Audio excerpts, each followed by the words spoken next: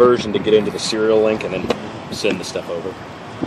And it's got obviously GPS built into it. And that sort of thing. Then there's your control unit, obviously the cabling that runs up to power both the motor and the radio system. Is there a distance requirement on that? On the cables, 300 feet. We are limited by just the gauge of the power lines in there. That they're 18 gauge doing 24 volt DC. Right. So 300 feet is just where we capped it. And generally, that's a good idea because a lot of times you're running copper Ethernet up to the radio, so you're limited to that, 90 meters, 100 meters type situation. Okay.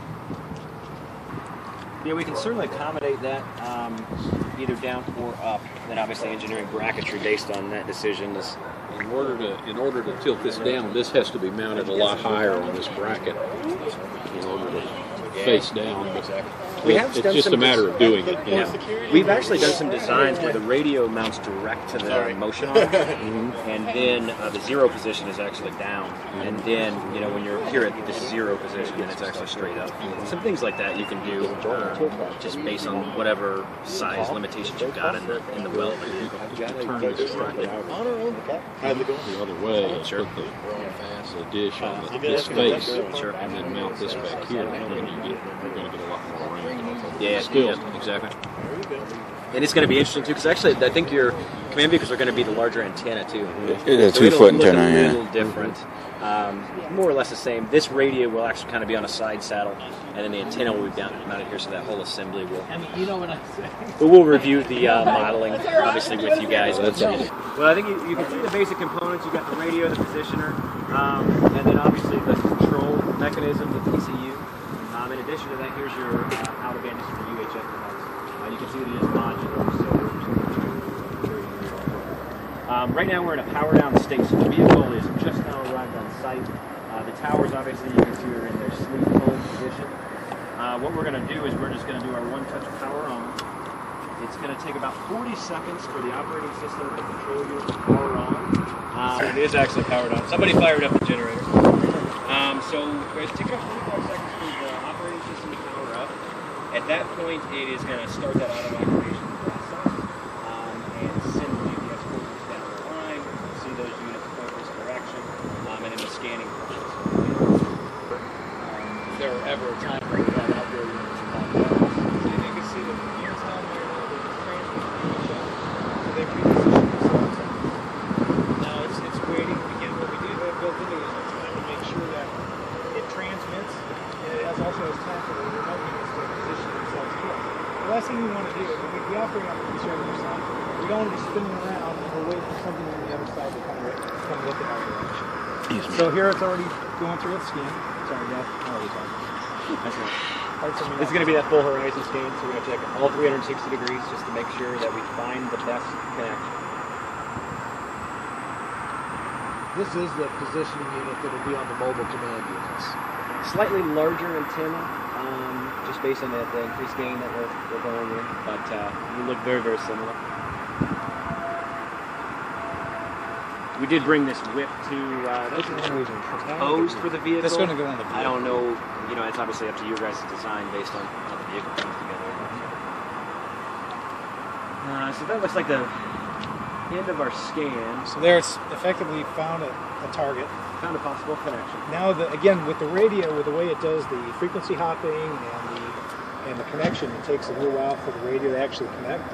So we're connecting the radio and actually waiting for data to pass. So we're going to pass data to the radio, say, okay, we got a good link. And you can see the other side moving around too. Yeah, it's still scanning. The one that's moving is the one that it's not technically connected to. Now this one's doing its optimization. Now that we've passed the data, there's about 10 seconds. You'll see the one that is unpaired go back to sleep. These guys are connected now, and they're just doing a fine-tuning process in order to ensure they're at the best point. And from there, now the far one's optimizing now. You'll see them go in stages. So one of them obviously holds perfectly still while one fine-tunes, and then the opposite side holds perfectly still while the opposite side fine-tunes. So that one went to sleep already, so it's available for somebody else to tie into the network. if you guys want, we can walk down there and we'll unplug the other radio and see and watch on the. As Bob said, is available for a command vehicle, and now we're simply monitoring the so that was the next. So you can see here, this is the receiver. Same type of setup, except it's receiving instead of transmitting. Same radio, different positioning unit. So what I'm going to do, I'm going to force power out on this particular site. So what's going on now, Del? We just replicated a power outage on the radio. Just died. Okay. And obviously, once this site is down, it's not going to move. We'll do the 30-second delay, as we talked about, in order to make sure it wasn't a temporary outage. Then that process will start again. It'll be kicked off by, you'll see this guy point to the GPS point.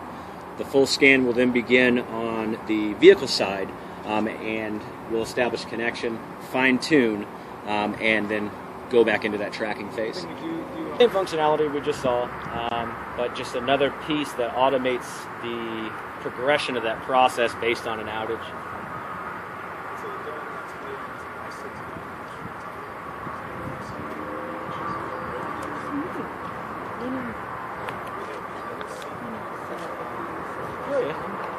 The limitation on the dome is obviously just the size. You know, you can't get larger on the dome, but they make domes. Yeah, up to 12 feet is the largest we've ever tied onto. To whereas that pan tilt head that you saw down there is 50 pounds of torque. The largest one we've worked with is 500 pounds of torque. So it's quite a bit larger, but it's able to throw around those large antennas with wind loading and other sort of things. Those large antennas, I think a 12-footer, if it's a grid, is like 100 pounds, 150 pounds, but then you stack wind loading on it, obviously, and you've got to have quite a bit more torque in order to be operational throughout that. So I mean, obviously this is a mobile application. Explain to me, do you have any fixed applications? Well, I would actually see this as a nomadic application, so I'm going to get a little picky in defining this. I see mobile, nomadic, and fixed. So in your case, you're nomadic. These sites are fixed, but you never know where he's going to be. Where fixed would just be obviously two towers that are connecting to each other. Now, where we apply in that situation is with very narrow beam widths. So if you were doing something in, let's say, 18 gigahertz, just the tower motion itself, we will actually stabilize out the majority of that motion. In addition to that, we can collapse a ringed network as well. So because, like we were just showing you, if this guy goes down,